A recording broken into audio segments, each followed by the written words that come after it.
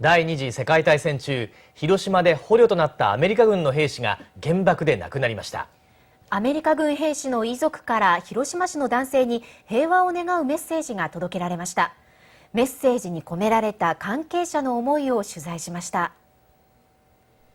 2月、広島西ロータリークラブの諏訪明人さんのもとにクラブ結成40周年を祝う記念品が贈られてきました。と同時にこのフェルプスという人から、私たち家族は広島には、ご縁があるんですよということに関して、資料が送ってきたんですね。ジョン・ロングはアメリカの爆撃機の搭乗員で日本の攻撃で撃墜され捕虜になった。終戦後、彼らのクルーは広島の原爆で亡くなっていたことが分かった。アメリカではね、世論的にこういうふうな話題を出すことは非常にはばかられる雰囲気が強いんだと。米軍兵士が100万助かったんだという戦争を早く終わったためにという。広島市西区の歴史研究家、森重明さん。8歳の時に被爆しました。原爆の惨状を伝え残すことが生き残った者の責任と考え、被爆死したアメリカ軍捕虜について20年以上にわたり調査・研究を続けてきました。志願したんじゃなくて、王将といいますが、日本で言えば赤紙でアメリカ政府に陸軍に入るようにという命令で日本に来たと。1945年7月28日早朝、アメリカ軍は沖縄県の読谷飛行場から33機の B-24 爆撃機を出撃させました。呉湾沖の春名を攻撃するためです。しかし春名の対空砲火で2機が被弾します。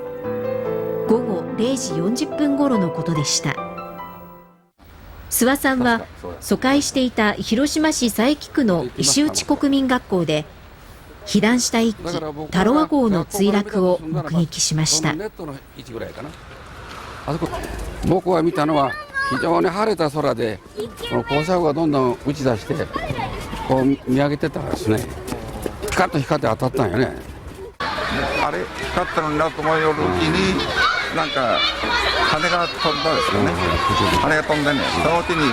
大きくバラバラっと分解して、で切りもみになって落ちました。被弾したもう1機がロングさんが乗っていたロンサムレディ号です。午後1時過ぎ、山口県柳井市の山中に墜落しました。彼もパラシュートを背負いましてね、それで脱出するんですよ。で、降りたところははっきり分かってるんですよ。ロングさんは地元の警察に捕らえられ、翌日、中国憲兵隊司令部で尋問を受けたといいます。会話はね、禁止だった。だからみんな非常に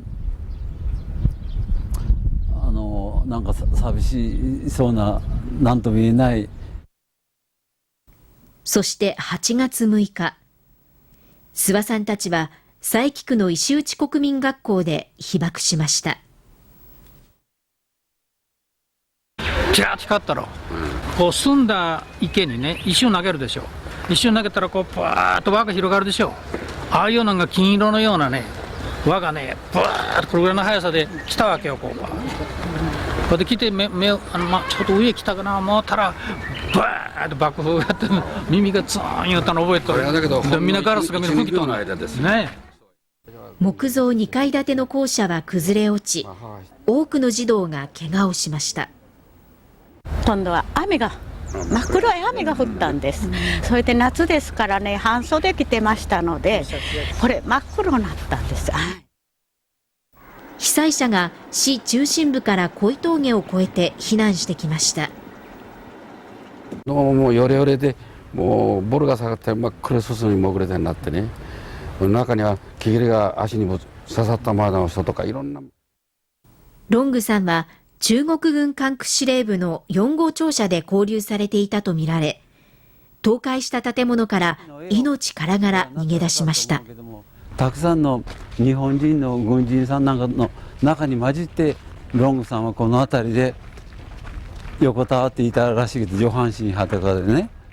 ここは爆心地から約800メートルのところなので即死はしなかったらしくてね、ただし大量の放射能を浴びていらっしゃったのは間違いないと思いますよ。森さんは原爆で亡くなったアメリカ軍の捕虜は12人いたといいます。誰が何と言っても夫のロングは体が丈夫だし絶対に死ぬことはないと強くそれ言ったそうですよ。だからよっぽど待ちわびていたと思います。2004年1月、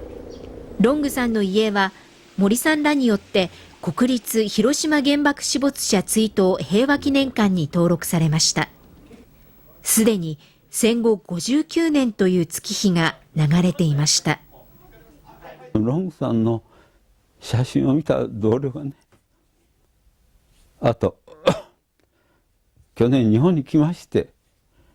彼の写真を見て泣きました。87歳と84歳でした。